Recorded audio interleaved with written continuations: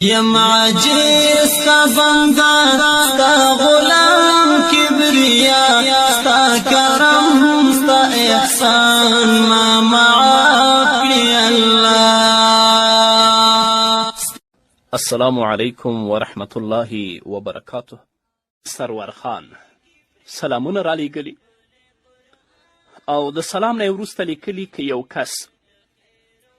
خپلې لور ته په شهوت سره لاس وروړي،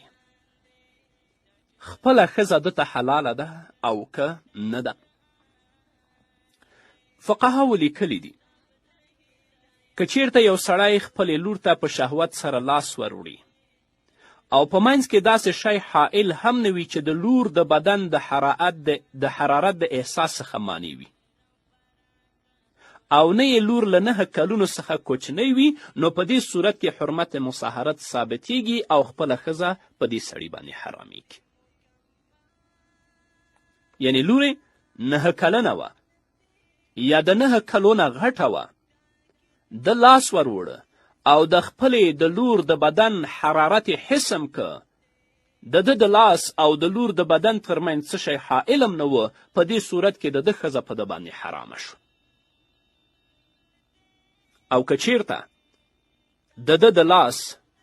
او د لور د بدن ترمنځ حائل موجود وي یا لور یې له 9 کلو نه او وړه وي، نو په دې صورت کې نکاح ته کومه ستونزه نه رسیږي او حرمت مصاهرت نه ثابتیږي. هندیه په اول جلد کې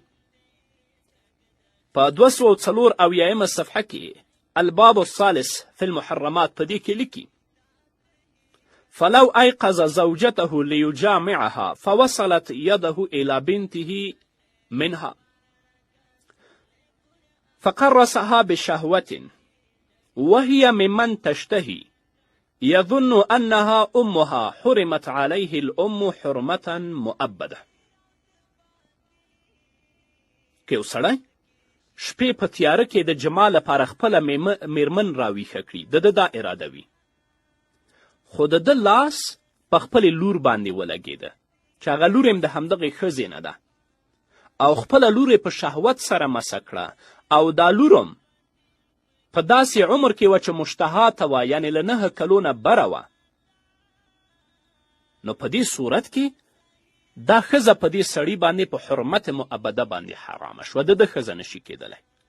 او فقهاو دا لیکلی دي بیا برابره خبره ده چې دا لاس د خپلې لور ته قصدن وړی کې سهون وړی وي،